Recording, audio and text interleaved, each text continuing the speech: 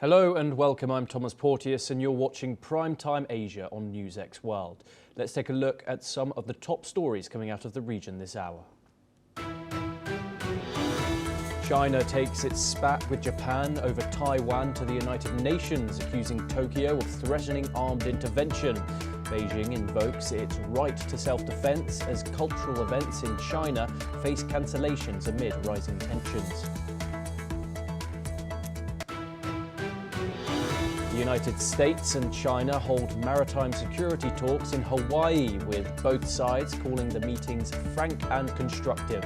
The talks mark a slow restoration of military communications after months of tension.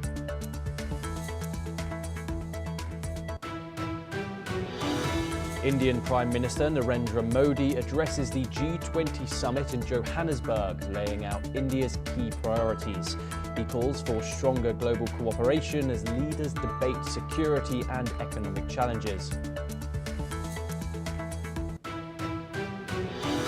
India resumes tourist visas for Chinese citizens, ending a 5-year suspension imposed after border tensions. New Delhi says the move supports normal travel and people-to-people contacts. Bangladesh reports 10 dead after a strong earthquake strikes near Dhaka, injuring dozens and damaging buildings. Rescue teams remain on alert as aftershocks continue across several districts. Pakistan says the death toll from a bomb blast has risen to 20 as investigators examine the site. Authorities are increasing security in the region while medics treat the injured. Vietnam says 55 people are dead and 13 are missing after a week of heavy flooding. Rescue teams are still searching isolated and waterlogged areas. Australia's Northern Territory closes Darwin's International Airport as Cyclone Fina threatens destructive winds and flooding. The Category 3 storm, with gusts up to 185 kilometres per hour, is forecast to pass just north of the city as a severe tropical cyclone.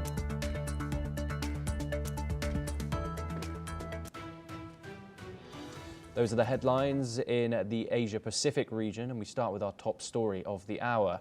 China has taken its escalating dispute with Japan to the United Nations, accusing Tokyo of threatening armed intervention over Taiwan and warning it would resolutely exercise its right of self-defense if Japan became involved in a cross-strait conflict.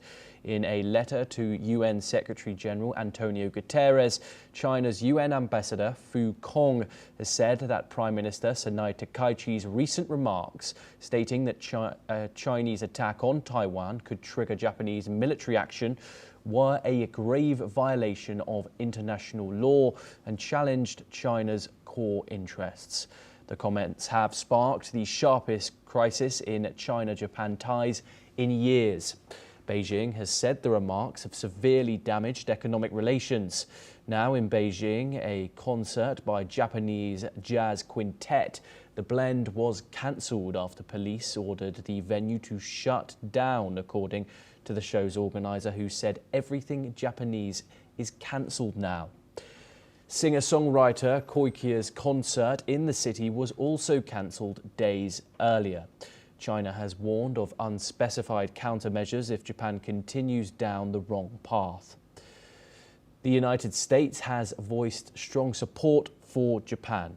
US Ambassador to Japan, George Glass, has accused Beijing of coercion, and the State Department reaffirmed its opposition to any unilateral change to the status quo in the Taiwan Strait. Now, amid the tensions, Taiwan has lifted all remaining post-Fukushima restrictions on Japanese food imports, saying that scientific assessments show negligible radiation risk. Joining us now is Dr. Aska Chadha. She joins us from Ritsukeiman University, and she's an associate professor of International Relations. She joins us live from Tokyo in Japan. Dr. Chadha, as always, it's a pleasure to talk to you here on NewsX World. China, of course, has escalated this dispute by taking it to the United Nations, invoking the right of self-defense against Japan armed intervention. How serious is this escalation on diplomatic terms? Hi, Thomas. It's always a pleasure to be here. So thanks for having me. I mean, here in Japan, this is being looked at very, very seriously indeed, because, in Japan, Chinese response is being seen on two different spheres in two very different aspects, right? So on one hand, China is escalating this dispute because in some way by taking it to United Nations and calling Japan or labeling Japan as, one of the troublemakers of the region, who has been threatening armed intervention and, causing China to in some way or forcing China to respond as its own right to self-defense. The way China has framed it looks like as if China was not doing anything in East China Sea, and it is Japan that is escalating things or causing more security crisis. That's one. On the other hand, we see China is engaging in a full-blown cultural backlash, specifically in terms of as you mentioned earlier, everything Japanese is cancelled, and we know that historically and even in contemporary China-Japan relations, one of the stronger aspects have been things including people-to-people ties, tourism, cultural events, concerts, student exchange. So putting a freeze on that aspect of people-to-people exchanges severely damages decades of good relationship building that China and Japan have continued to maintain despite their disputes, despite their disagreements. So Chinese response, according to Tokyo, Chinese response is being seen both as unfair as well as in some ways an escalation of the dispute. Yes, and Dr. Chadha, how do you see this moving forward? Obviously, diplomats have met from the two countries. What examples can we bring from history in order to, as if, of course, both China and Japan have had problems in the past decades on a diplomatic scale, but not as much as this in recent years. How do we see this escalating or de-escalating? Absolutely. I mean, one of the reasons why China-Japan relations were relatively stable is that both of them maintain their indispensable nature in each other's economies. That's one. And then the other aspect is that of their long-standing historical civilizational ties. So those two things more or less have kept them from trying to unnecessarily escalate anything. Plus, there's a third aspect. For a long time, China was seen as one of the developing economies. It's only recently that China has started posing as the other global power or as the other global hub, that can challenge the United States. So despite those three framings, China-Japan relations continue to remain stable precisely because China was taking this dispute more like a global power or great power dispute with the United States and engaging less with Japan. But what we see now is a kind of shift in that. So what China is doing is now framing Japan or in some way diplomatically trying to isolate Japan by hurting or escalating this conflict in some way, moving into the people-to-people connections arena alongside raising this issue at United Nations. But on the other hand, you see China more actively trying to engage with the United States, especially under the Trump administration. So in terms of, the consequences or, what could happen in the future, I see at least domestically in Japan, they seem to be very ready to respond in equal measure. If Chinese, so far there have been no cancellations per se of Chinese contracts or any Chinese concerts per se, but it is very much likely, on the agenda if this continues in some way from China's end, probably Japan is going to respond in some way to this sort of economic coercion. And one of those responses we see in some way coming out of Taiwan when Taiwan has lifted all of those post 2011, bans on Japanese food coming out of Fukushima. So that should be seen as one of those regional responses that are coming out of East China Sea. Yes, Dr. Chadha, do stay with us as we have further updates coming out of the Indo-Pacific next. According to China's Navy, the US and Chinese militaries held, quote, frank and constructive maritime security talks this week in Hawaii. The meetings, held from November the 18th to the 20th, come as the two powers seek to restore military-to-military communications after months of trade tensions. Officials exchanged views on maritime and air security and reviewed naval and air encounters to improve safety and professional interactions. China criticized U.S. freedom of navigation operations in the Taiwan Strait and the South China Sea, calling them provocative. The Pentagon is pushing for greater transparency on China's military modernization and nuclear buildup. Both sides plan a follow-up working group meeting in 2026. Dr. Chatter, China's Navy says U.S. and Chinese officials held these security talks in Hawaii. Does this signal an attempt to stabilize relations here on the military front? I mean, to be honest, this is not the first time they're holding these talks. They held one in April as well.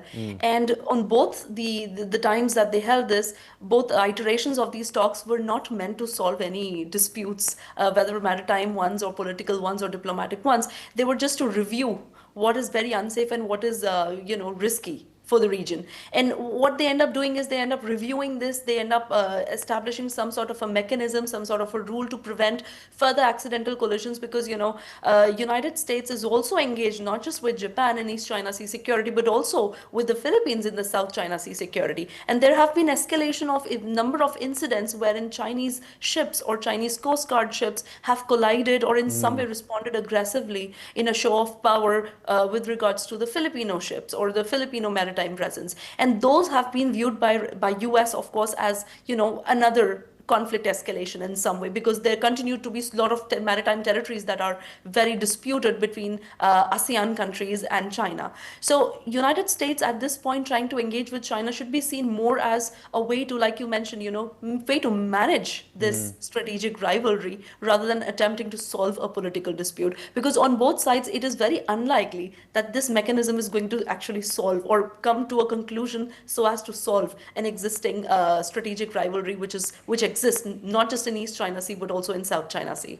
Yes, and Dr. Chatter, China criticized U.S. freedom of navigation operations in both the Taiwan Strait and the South China Sea. It called them provocative. Does Beijing have any weight in this statement? I mean, in all fairness, there are two aspects to this, right? One is the fact that, yes, US has maintained its military and naval presence in South China Sea, in East China Sea, in the Pacific, because US has maintained those alliance networks, the hub and spokes sort of has been part of the US foreign policy. That's one. But for China to state that, one would need to then review what China has done in the region. And, the Chinese record is not very simple either. China has continued to develop a lot of artificial islands around the disputed territories. Chinese naval presence remains very active. China is trying to increase its naval footprint in Indian Ocean region. So this is just, both the parts trying to in some way call each other's activities as unsafe and trying to escalate this conflict further, trying to frame the conflict in a way that makes them look like more moralistic player than the other. But the truth remains that both of them have pretty much gone beyond their boundaries to assert and make sure that their strategic presence is felt in the region, because they both look at themselves as great powers. Yes, Dr. Asta Chatter, thank you very much for joining us. It's always a pleasure to get your insight on these issues.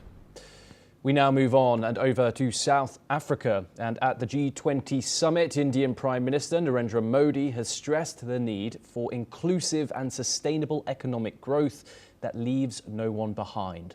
Prime Minister Modi has also pointed out that the G20 has shaped global finance but failed to address inequalities and the overexploitation of nature, problems particularly in South Africa.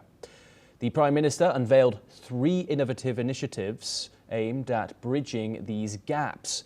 This includes a global traditional knowledge repository and a G20 initiative on countering the drug terror nexus. He also proposed a G20 Africa Skills Multiplier initiative. In addition, Modi had a productive meeting with the United Kingdom's Prime Minister Keir Starmer, which focused on the growing India-UK partnership in various sectors. He also had a fruitful conversation with United Nations Secretary-General Antonio Guterres on the sidelines of the G20 summit. We will, of course, bringing you all updates coming out of South Africa when they arrive. Okay, in a major step towards normalising bilateral ties, India has resumed issuing tourist visas to Chinese citizens after a 5-year suspension. This move follows the G20 Galwan clash between Indian and Chinese troops, which led to the visa ban. The decision comes after a series of diplomatic efforts, including a January 2025 agreement between India and China to resume direct passenger flights.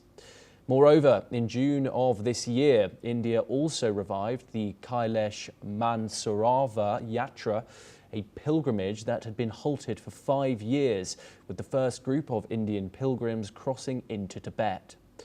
The visa resumption is seen as part of a larger trend of improving relations. We're now joined by Ambassador Pradeep Kapoor, a former diplomat, joining us live from Washington, D.C. Thank you very much for joining us here, Ambassador, here on NewsX World. We've seen this year a thawing of relations between Beijing and New Delhi. We've seen flights resume, direct flights between certain Indian cities and Chinese cities earlier this year. Now we're seeing this visa ban be lifted. How far do you see a warming of relations between the two world's largest populous countries developing? Well, I think it's a step which has been taken currently, which needs to be sort of monitored and made sure that nothing goes wrong with this sort of opening up and further trying to improve our relations step by step.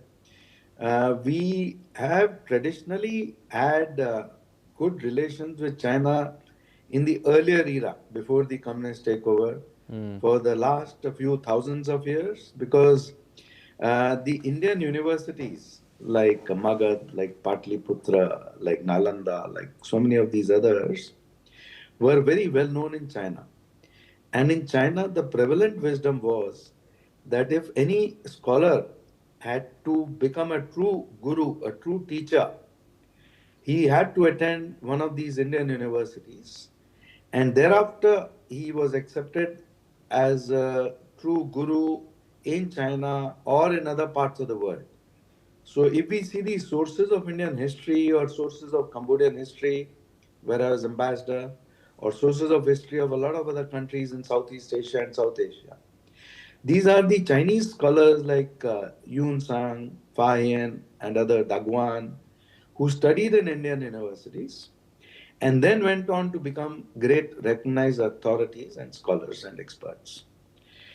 So that was a prevalent understanding for thousands of years in China.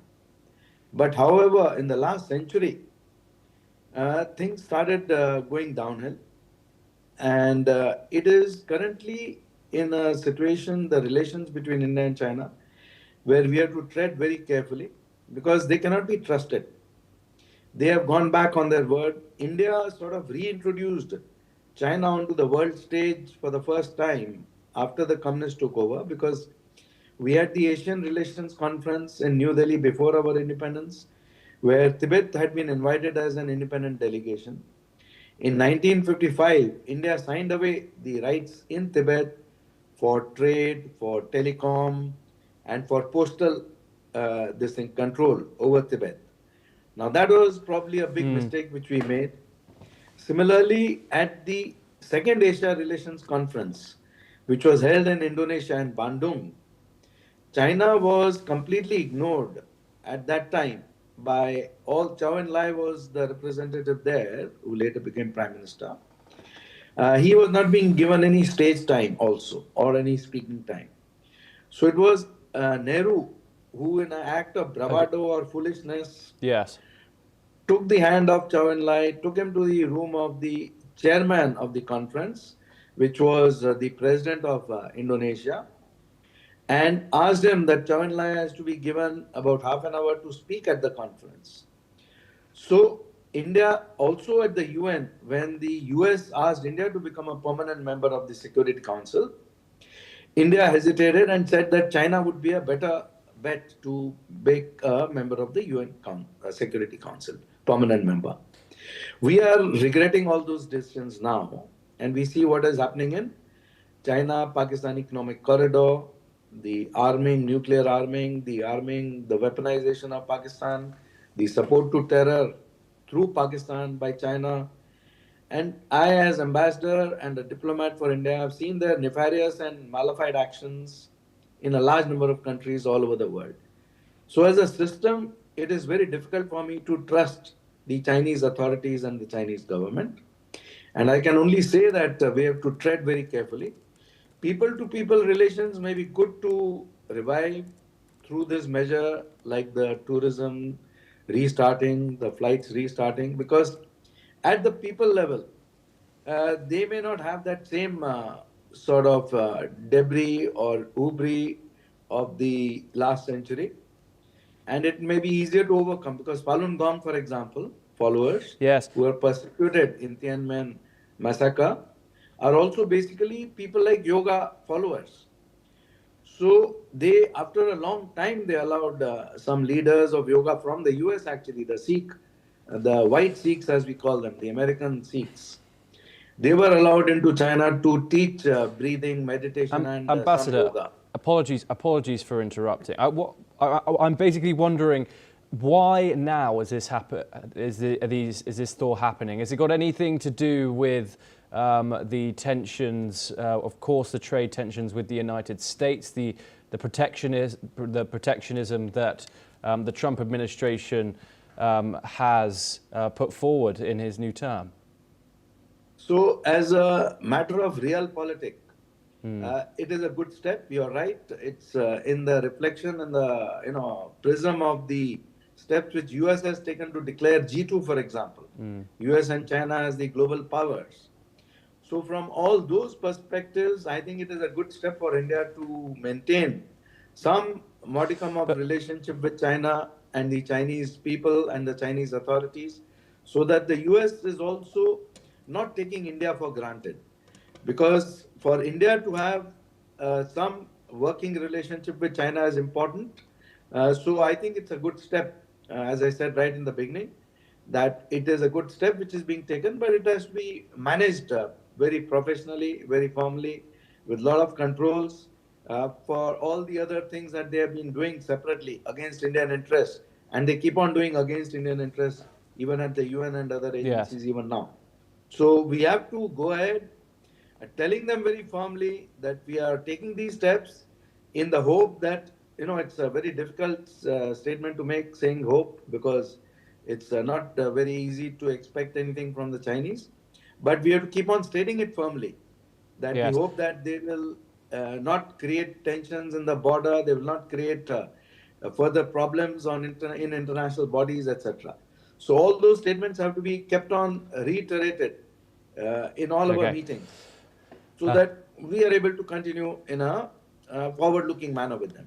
Yes, Ambassador, thank you very much for joining us on NewsX World. It's a pleasure to have you on the programme, and thank you for taking the time.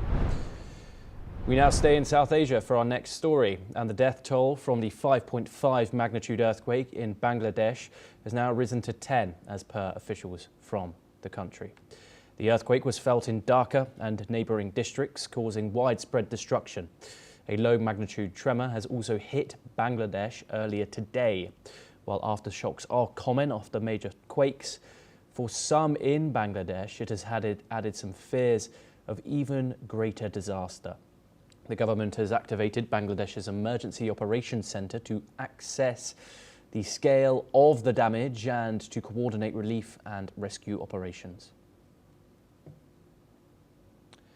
Now, a devastating boiler explosion at a chemical factory in Malikpur, Faisalabad, in Pakistan has killed 20 people and injured more than 7 others. Most of the victims were labourers working inside the factory. Some of the injured are reported to be in critical condition. The blast caused by the factory's roof and walls to collapse, leaving the entire building in rubble and triggering widespread panic in the area. Authorities have launched an investigation with preliminary findings suggesting that a pressure built-up in an old, poorly maintained boiler may have caused the explosion. Emergency services have rushed to the injured and the nearby hospitals, while rescue operations continue at the site. Well, that's all that we have time for this hour. Keep watching NewsX World for more international updates.